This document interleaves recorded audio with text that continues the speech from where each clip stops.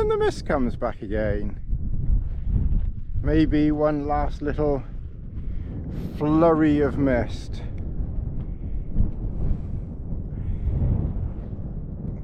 You can see a bit further out that way. It should clear. The power bank is on 49%. So it's got to 49%. I'll leave that out, let it dry off.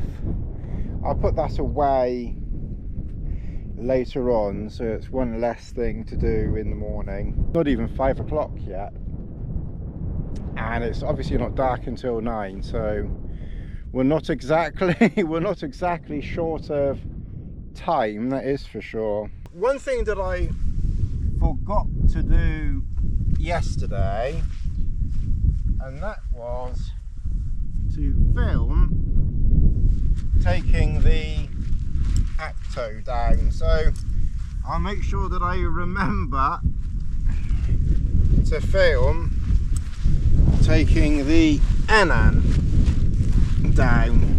So first of all, make sure you're recording, then release the Kraken. Release the Kraken.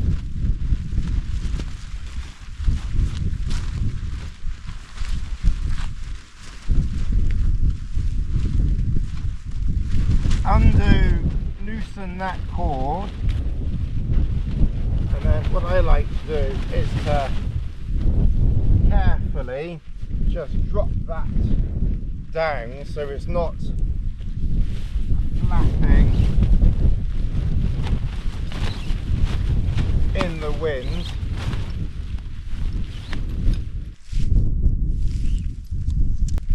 Put your pole away so it's safe.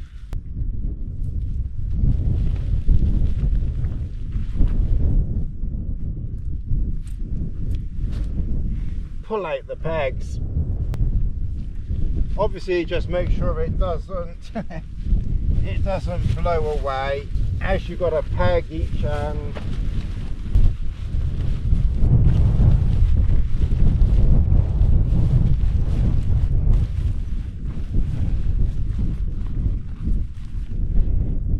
It really is very simple to put away. It's really as simple as that. I must admit that is very, very easy. And when you put your pegs in the bag, just make sure that they slide in easily and they don't catch any material on the way through. And that's the Enan put away. We've finally got some sun. 10 past 6, and we've actually got sun, and we've got sun on the solar panel. So let's see. Don't put your hand on it, don't give it shade. We will see whether it does anything particularly grand. It's on 57%, so even the shrimp, even the little shrimp has come out. It's definitely, even this is just about shrimp weather, not when it was really cold, you know, earlier on. That really wasn't well, not cold, but that misty, that horrible misty stuff. But it's not very warm. I mean, I've got my Senchi Designs leggings on, and then the Enlightened Equipment Copperfield over the top, and then I'm wearing my Senchi Designs top, an Enlightened Equipment Copperfield wind shirt, and sometimes, because that breeze is a bit cool, sometimes I put the hood up to keep some of the cool off my head, because there is a bit of a breeze just coming straight across the back of my head. And then on top of that, I've got my very lightweight down jacket on that as well, and I'm comfortable. I'm not hot, I'm not cold, just comfortable. So we're going to do soup. That is the next thing to do. We will get some heat into that water. Just always be very careful around your pots, especially when they're a little bit tall, you know, that you don't knock them, you know, that you don't knock them flying or anything. And then we'll have the soup first, and then after the soup we will, a little bit later, mind you, it's 6:15 already, because it's now, we've finally got some sun. It kind of just feels like it's, you know, it feels like it's lunchtime or early afternoon or something like that, but it's bloody 6:15 in, you know, in the evening. Ridiculous that it's taken this long to finally, you know, get some sun. Anyway, we've got sun. I must admit, one thing I do like with gas and this particular setup like this, it really does warm the water up very quickly. I know when you're in camp you don't have to rush, and you can use methylated spirits, which I used, you know, quite a lot. I must admit, I have quite liked recently the speed of gas. I don't know why. It's not as if we're not in any rush or anything. We've got plenty of time, but I have found myself recently just quite happy with the speed of gas. Like I said, it doesn't have to be boiling hot,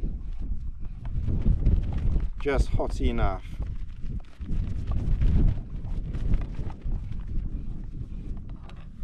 Oh, let's see. Do you want to go back inside, warm up a bit in there? Whee! That. Oh. It was rather comfy sitting on you. It might be a bit cool, but I could have sat another 30 seconds. You settle down there. It's a bit warmer in there than out here. It's still, I mean, it's not cold, but I mean, dressed up like this in July, this is ridiculous for July, and we're not exactly on the top of Kilimanjaro or something. I mean, I know we're not down in the valleys, but it's not exactly that high here. And like I said, it is cool. Anyway, I'm going to have my soup and we will catch up a little bit later on. Alright, well, I just realised it's coming up to 7, so we better eat. So half of that, make sure your rubbish doesn't blow away, into a pot there, and then add a tuna topper. Do you reckon they got this packet idea from cat food or something? Put that in there. Give it a really good mix.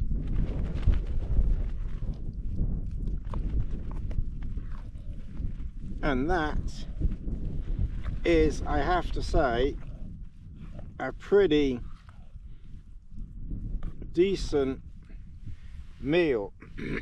And yes, the toppers, you know, they're not the lightest of things, 85 grams, but it's not too bad really, you know. And if weight isn't absolutely critical, then it is definitely, you know, something a little bit different.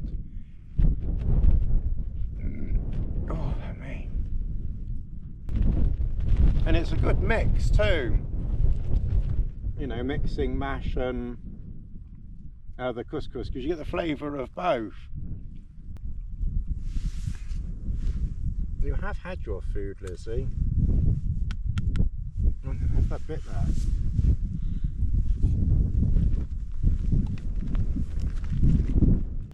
I think you can see her there.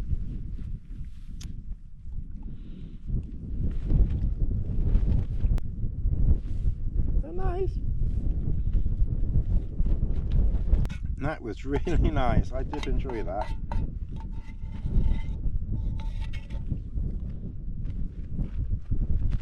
Now I've just got to hope that the air mat lasts the night. I think it will, because last night when I saw that hole get bigger in the bed, I was thinking that's the trip done.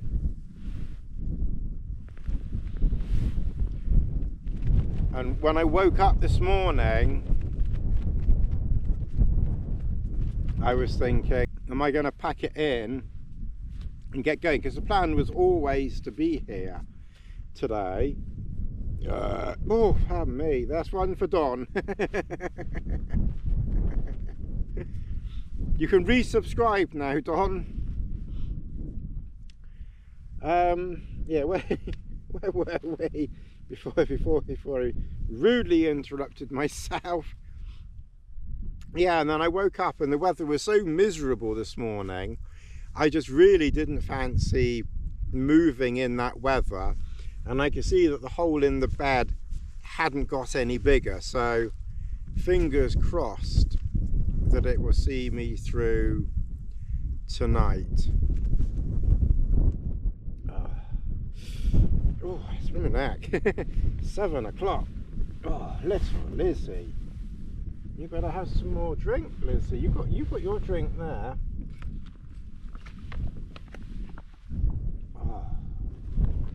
Oh, I did enjoy that. Ah, that was nice. That really was very nice. It's funny, I can't see that person over there at all now. There was like so much movement. It's so rare to see someone down here. Very rare. You get the odd person. I saw a horse in the mist earlier on, and I saw one person walking their dog. I think it was yesterday, down over there, because obviously there are villages and things, you know, down there. But it's just, thankfully, you can't park anywhere up here. Parking is really difficult, and there's nothing to see here. You know, if you want you know, all the tours, then really they're up on the North Moor. You know, you've got a hill here with a rock on it. It's not even a tour. I don't think it's even a tour. You've got that hill over there that's not a tour. You've got that bump there that's not a tour. Oh, there's a bit of water. You've got hills over there that are no tours. And that's probably the only tour. It's just flat hills. There really isn't, you know, which is, I must admit, which is why I like coming here, because it's so nice and quiet and peaceful. I can just sit here for days on end and not have any worries at all. Alright, I just knocked the water over when I was filming that for you. I knocked my water over. We've got plenty of water. I've got another big one there. And then, as usual, clean your pot with your tea bags. Simple, doesn't weigh anything. You haven't got any dirty cloths, nothing. Maybe a slightly odd flavoured cup of tea for a minute, but that's alright. All your other teas are fine.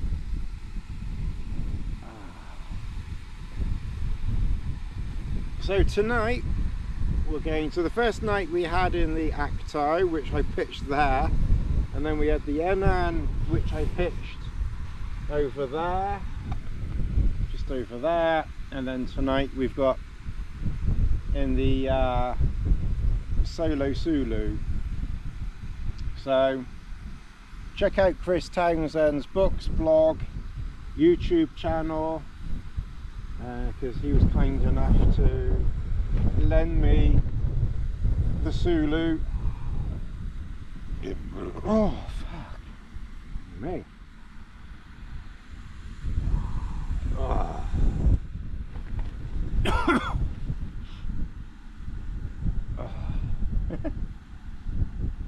Well, as long as the bed holds out, then I'm certainly glad that I stuck it out. Oh.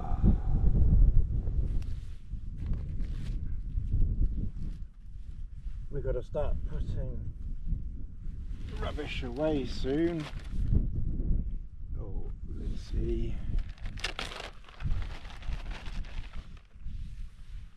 And that one, this one small gas canister with that stove, with that stove, the Pocket Rocket Deluxe, and this fire maple has lasted me 3 nights. Well, tonight would be the 3rd night. Admittedly, the first night I didn't cook because I had a sandwich. But I've been in camp and I've been drinking a lot of tea in camp. So it will be interesting to see, you know, how well it actually does, whether it will see me to the end. I think it might do.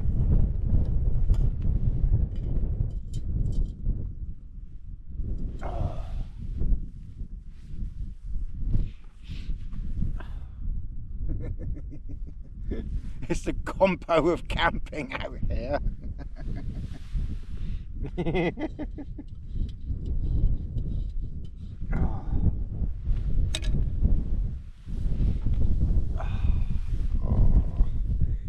Oh, this is so nice.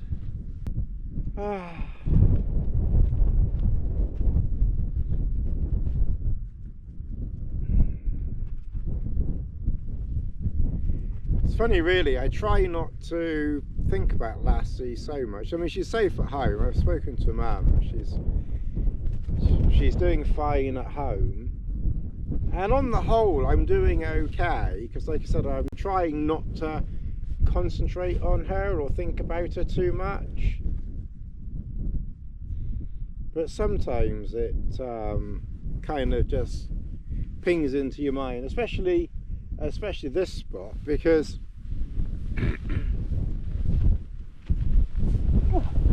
when I'm chair's gonna blow over. Because we've been here so many times in the past. Of course, she'd be down there splashing in the water when we go and get water, but I'm sure all of these little divots, lassie divots, that's not that's not a crater from a meteor dinosaur extinction. That is for sure a lassie hole there. The funny thing is though, that's a lassie, big lassie hole, and then you've got lots of other smaller ones. Because when I see her, I try to stop her because I don't want her digging holes everywhere. I mean, it is leave no trace, but I don't think, apart from the fact I've told you that that's probably a lassie, allegedly that's a lassie hole. That's a leave no trace, allegedly lassie hole. There aren't any other. It seems to be just that one small area. Anyway, I've made my tea. I'm gonna have my tea. Better to try and concentrate on not concentrating. Try to concentrate on not concentrating. I'm not quite sure what happened here. This is the only sort of image that I have of the tear, and I covered it up, and for some reason the GoPro, I moved the GoPro, didn't get a proper image of the split, so this is as good as it is. You'll see a bit more later on when I've patched it up. But basically I put a bit more air into it because I felt that it was holding, and lay down, and it just split. So you can see, at the top of this image, you can see the patch by the tear aid symbol, top of the bit of papery stuff, and then the tear goes about a couple of inches to the left, to the top of the screen, and it just completely gave way. This obviously happened at about 9 o'clock at night, just as the sun was setting. But we patched it up and we stayed. Please do keep watching. Well, exactly what we didn't want to happen has happened. The tenacious tape hasn't stuck. As you can see, it's just not stuck at all. So the tenacious tape was very disappointing. Their patch stuck underneath, but of course it split from there. So I've had to duct tape around the outside of the tenacious tape. So the duct tape is sticking, it has stuck. But whether it's, whether it's going to be, a seal, I don't know. Would have been better that this has happened at 2 or 3 o'clock this afternoon rather than now, because then we could have tested it for a couple of hours, and then I probably would have packed up if this had happened at 5 or 6 o'clock or even 7 o'clock. But given it's 9:30 and the sun has set, we will have to now try and hopefully just get through the night and see how it goes. It's summertime, so I don't think we'll suffer too much, but yeah, that's a bit of a pain.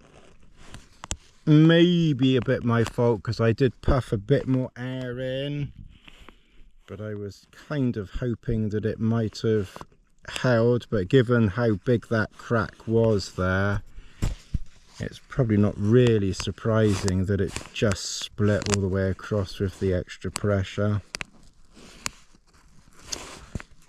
Maybe it would have been better off just putting duct tape on it. I thought the tenacious tape would hold, but as you can see, the tenacious tape just hasn't stuck at all. And it might be that if this just doesn't hold at all, then I just have to take the whole lot off and then put duct tape over that split. But maybe like this, there's less pressure on the duct tape. I can actually hear it going down now. There, the air's getting out right there. I could literally just hear air escaping just then.